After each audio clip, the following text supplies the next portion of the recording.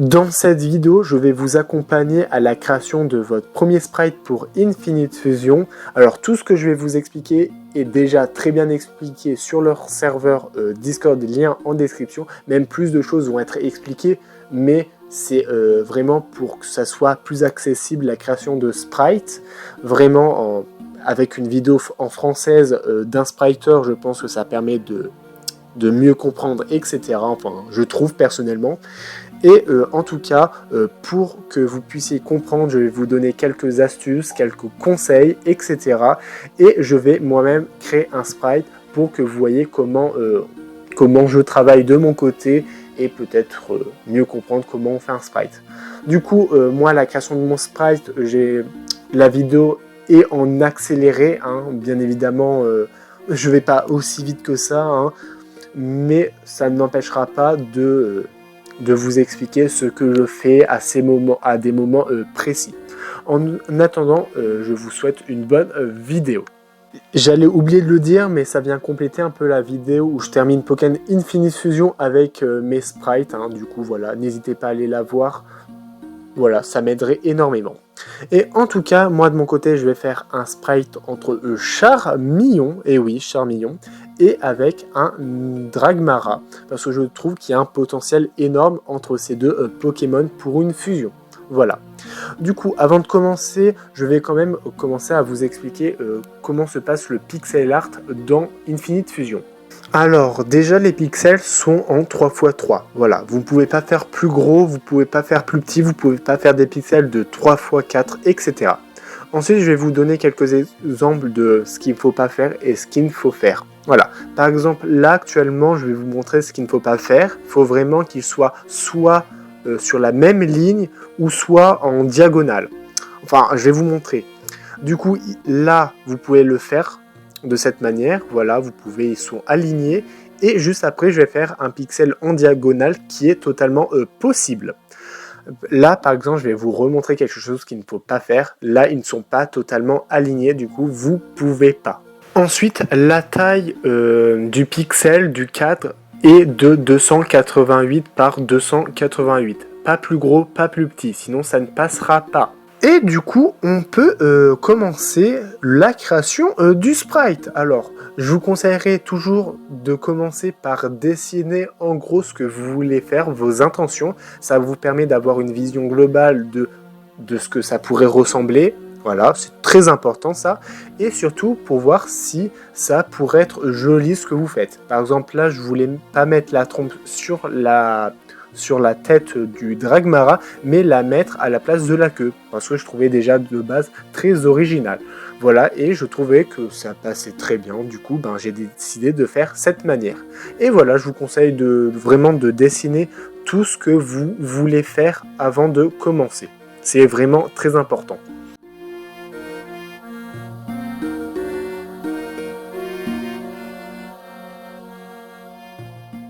Et une fois que vous avez dessiné ce que vous voulez faire, c'est parti pour commencer à placer les pixels. Déjà, je vous conseillerais de placer des pixels d'une couleur différente des deux Pokémon pour éviter de vous perdre dans les couleurs, etc. Voilà. Sinon, je vous l'ai pas dit plus tôt, mais je vous conseille de faire des sprites avec des fusions où vous voyez une vision entre ces deux Pokémon, vraiment. Parce que si vous n'avez pas la vision entre ces deux Pokémon, ça ne sert à rien de chercher pendant 3 plombes, hein, ça ne servira à rien, vous n'aurez pas, vous ne saurez pas quoi faire à ces endroits-là, par exemple. C'est pour ça que moi j'ai une vision entre Charmillon et Dragmara, avec les ailes qui remplacent l'aurore boréale, entre guillemets, enfin la crinière du Dragmara. Voilà. Enfin, c'est un conseil que je vous fais, ayez la vision entre deux Pokémon pour faire le sprite.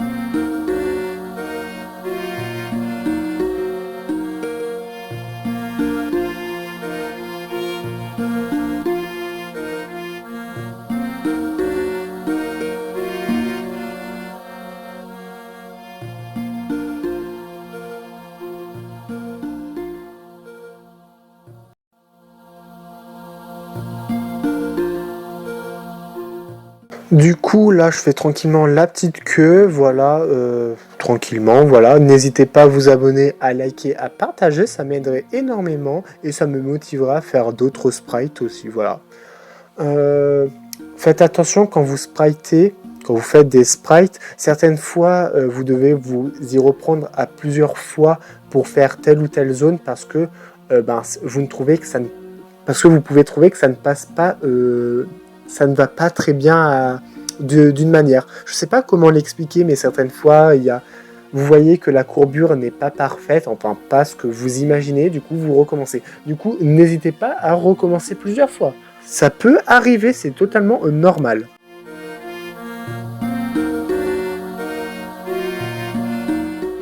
Là, vous voyez que pour la queue, je m'y reprends plusieurs fois, vraiment, parce que je la trouvais pas parfaite au début, du coup, bon, j'ai prendre un peu de temps à trouver la meilleure forme, voilà. Du coup, c'est totalement normal, comme je vous l'ai dit avant.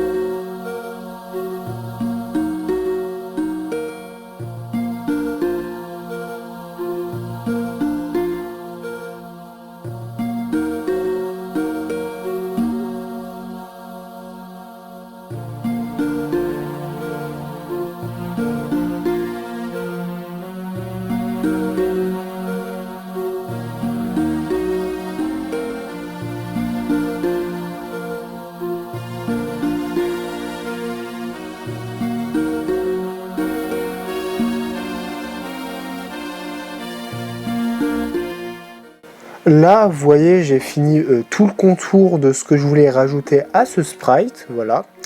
Et du coup, c'est le bon moment pour vous parler de la couleur pour un sprite. Alors, pour un sprite en Infinite Fusion, vous n'avez pas couleur illimitée. Je crois qu'il y a à peu près 20-25 couleurs que vous pouvez mettre grand max à un sprite. Du coup, faites très attention avec les couleurs que vous mettez, parce que à tout moment, ça passera pas. Voilà, du coup faites très attention avec ça et surtout encore avec les couleurs, il y a un système d'ombrage qui est, alors je trouve personnellement plutôt compliqué. Alors les ombres c'est plutôt difficile à mettre, je trouve, surtout quand on débute, du coup faites attention.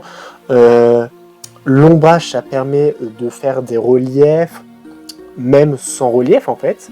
Les ombrages ça permet aussi de montrer ce qui est en premier plan, ce qui est en arrière-plan, de modifier quelques couleurs, etc.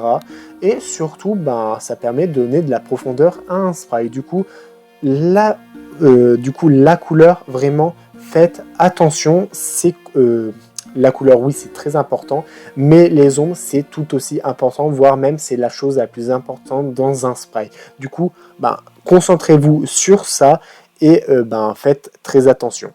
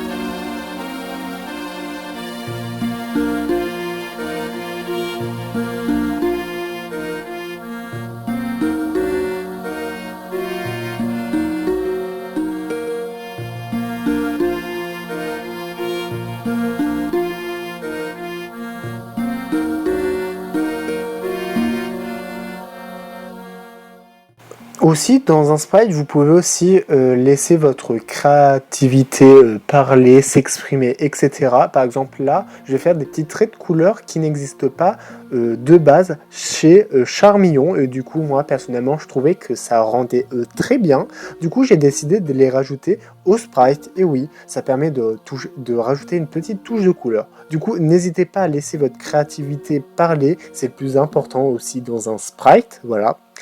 Et surtout, en parlant de créativité, j'ai envie de m'arrêter sur le fait de vos sprites doivent être tout public. Alors oui, peut-être que votre créativité peut être morbide, voilà, mais faites attention, il faut que ça soit tout public. Par exemple, moi j'avais fait un sprite d'un E9 tout doudou avec du sang, etc. Enfin, c'était plutôt gore, enfin pour eux, enfin pas pour moi, mais voilà. Et du coup, ça n'a pas pu passer auprès des modérateurs et j'ai dû du coup l'abandonner entre guillemets. Du coup, faites très attention avec vos sprites et faites des trucs tout publics, c'est le mieux. Voilà.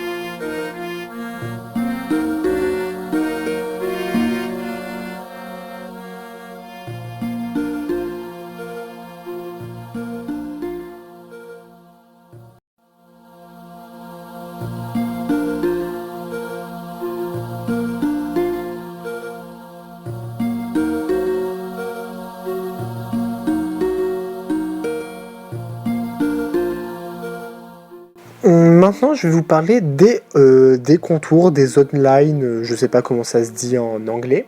Alors pour moi, je trouve que c'est l'une des choses les plus compliquées à faire avec les ombres. Parce que il ne faut pas, pour faire des bons contours, il ne faut pas mettre que du noir, mais il ne faut pas mettre aussi que des couleurs.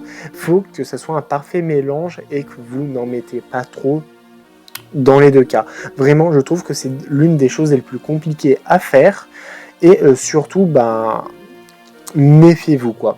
Du coup, vraiment faites attention avec ça. Je n'ai pas de conseils à vous donner avec ça. Hein, vraiment, faites un peu au feeling. Et de toute façon, sur Discord, il y aura toujours des gens qui sont prêts à vous aider, à vous donner des conseils. Voilà.